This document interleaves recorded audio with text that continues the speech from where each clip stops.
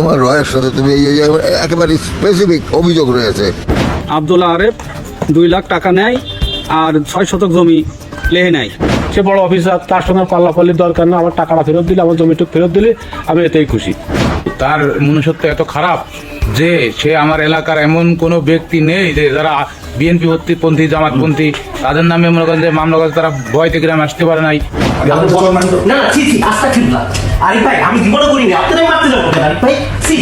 আওয়ামী লীগের সময় বৈষম্যের শিকার হয়েছে, সেই শিকার হয়েছে ওই পাটটা পায়ে যাইতে যাচ্ছে, কিন্তু মূলত ছিল আওয়ামী লীগ করে এবং মুক্তিযোদ্ধা প্রজন্ম লীগের সভাপতি এবং তার ডকুমেন্ট সবকিছুই আছে। শোনেন, ওই যে আমার ঘাড়ে কিছু ইবলিশ শয়তান মাঝে মধ্যে ভর করে, বুঝতে পেরেছেন? এই সব আমার কথা আছে, এটা আমি বুঝতে পেরেছি। আরেফের মতো এই যে দুষ্কৃতী দুষ্ট এই লোক, ওর মতো মানে দুর্নীতিবাজ লোক, হ্যাঁ, কিভাবে পুলিশে চাকরি করে? এরকম এক পাহাড় অভিযোগ একজন পুলিশ কর্মকর্তার বিরুদ্ধে, যার নাম আব্দুল্লাহ আরেফ। আব্দুল্লাহ আরেফ লোকটা তেমন সুবিধা না, সে নিজেকে অনেক কিছু মনে করে। পুলিশের পোশাক পরা এই কর্মকর্তার নামে আইনের লোক হলেও কাজে সারা জীবন চলেছেন বেআইনি পথে। ঘুষ, দুর্নীতি, জমি দখল, মিথ্যা মামলায় মানুষকে হয়রানি, মাদক আর স্বর্ণ চোরা কারবার সহ অপরাধ জগতের সব অলিগলি তার পরিচিত। আব্দুল্লাহ আরেফকে নিয়ে আমাদের অনুসন্ধান শুরু করেছিলাম, কিন্তু তার শেষ করতে পারেনি। কারণ আব্দুল্লাহ আরেফের বিরুদ্ধে অনুসন্ধানে নেমে কেঁচো খুঁড়তে বেরিয়ে এসেছে বিশাল বড় সাপ। অপরাধের বিশাল এই সাম্রাজ্যে আব্দুল্লাহ আরেফ এক মুকুটহীন সম্রাট। তার সেই অপরাধের বিশাল সাম্রাজ্যের একটি অংশ নিয়ে আমাদের আজকের অনুসন্ধানের প্রথম পর্ব। আব্দুল্লাহ আরেফকে নিয়ে অনুসন্ধান শুরুর আগে তার স্বভাব চরিত্রের একটু বর্ণনা দেওয়া যাক। এসপি আব্দুল্লাহ আরেফ তার প্রয়োজনে মানুষের পা চেপে ধরে বসে থাকতে পারেন, আবার প্রয়োজন শেষে ওই একই মানুষের গলা চেপে ধরতেও সময় লাগে না তার। যে কোনো মানুষকে পটানোর কৌশলে পারদর্শী আব্দুল্লাহ আরেফ। পুলিশের ক্ষমতা দেখিয়ে এক ব্যবসায়ীর বউকে তুলে দিয়ে এসেছিলেন সালমান এফ রহমানের হাতে। আবার সালমান এফ রহমান জেলে যাবার পর সেই ব্যবসায়ীর পায়ের জুতা খুলে নিজের গালে নিজেই চাপকেছেন।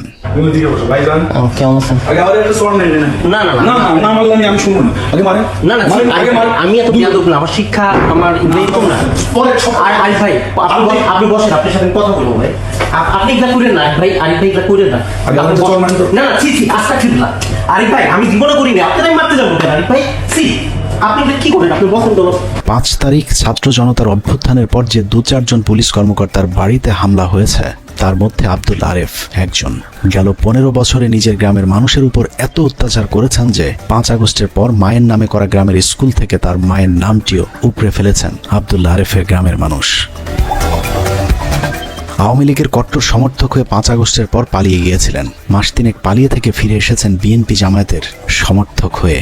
শুধু ফিরে আসেনি, আওয়ামী লীগের সময়ের চেয়েও শক্তিশালী হয়ে ফিরেছেন। আওয়ামী শাসনামলে নিজের অপকর্মের 16 কলা পূর্ণ হবার পর 2022 সালে ওএসডি হন আব্দুল্লাহ আরেফ। 2022 সাল থেকে 24 সালের 5 আগস্ট পর্যন্ত ওএসডি থাকাটাকেই তিনি এখন তার রাজনৈতিক হাতিয়ার হিসেবে ব্যবহার করছেন।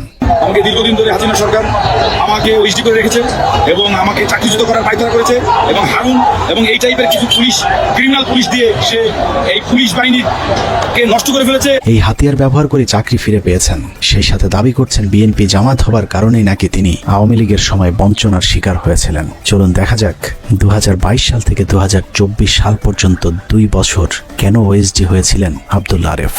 আব্দুল্লাহ আরেফ বিপ্লব, ইনার মার নাম হচ্ছে নাদির আল রাইজু চৌধুরী, নাদির আল রাইজু। তিনি সভাপতি হয়ে সভাপতির মেয়াদ শেষ হওয়ার সত্ত্বেও উনি ভোটার তালিকার কেস দেখাইয়ে বিভিন্ন আর হয়রানি করিয়ে আজ 24 সাল পর্যন্ত কোনো কমিটি করতে দেয়নি।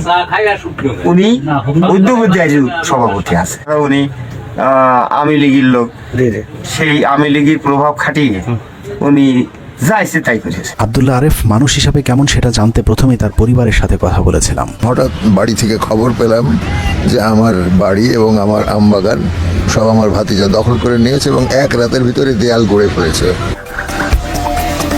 আমি তাড়াহুড়ো করে বাড়িতে গেলাম, যে দেখি যে সে আমার ঘরের অর্ধেক পর্যন্ত, সে আমার বসবাস করা ঘর অর্ধেক পর্যন্ত দখল করে নিয়েছে। আর আমার যে উঠানের দিকে যে জায়গা ছিল সেই জায়গা প্রায় 3 হাত সে করে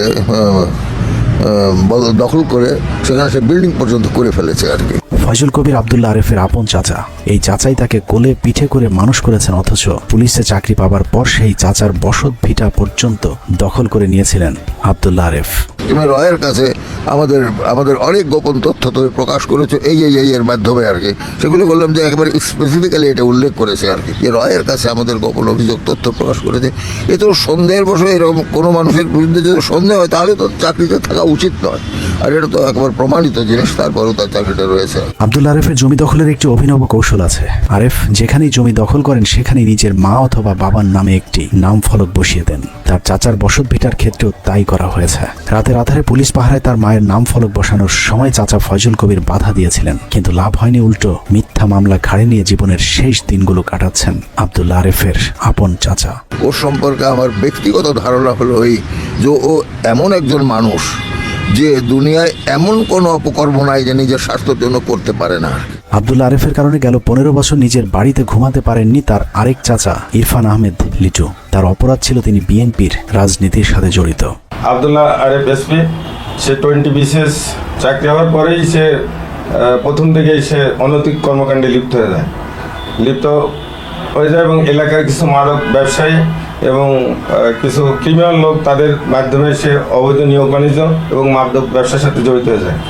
আমি তার এইটা বাধা দেওয়ার কারণে সে আমার প্রতি ক্ষুব্ধ এবং বিভিন্ন টেকনাফ থেকে তেঁতুলিয়া, আপনার কয়রা, পাইকগাছা, ইন্দ্রকানী, এই বিভিন্ন জেলায়, গাজীপুর, মাগুরায় আমার বিরুদ্ধে ভুয়া মামলা দেয়, যেটা মামলার কোনো বাদী পাওয়া যায় না। নিজের জমি জায়গা থেকে শুরু করে ব্যবসা প্রতিষ্ঠান সবই দখল করেছিল আব্দুল্লাহ আরেফ। সেই সাথে চাচার নামেও দেশের বিভিন্ন স্থানে অর্ধ শতাধিক জ্বালাও পোড়াওয়ের মামলা দিয়েছিল আব্দুল্লাহ আরেফ। আব্দুল্লাহ আরেফের মতো লোক যদি এই পুলিশ ডিপার্টমেন্টে থাকে আর এক রয়ার এজেন্ট সেট করবে। আব্দুল্লাহ আরেফ যখন যার সঙ্গে বন্ধুত্ব করেছেন তাদের সাথেও বেইমানি করেছেন। নিজের আত্মীয় স্বজনদের যেমন ঠকিয়েছেন ঠিক একই রকম ভাবে জালিয়াতির মাধ্যমে তার ব্যবসায়িক পার্টনারদেরকেও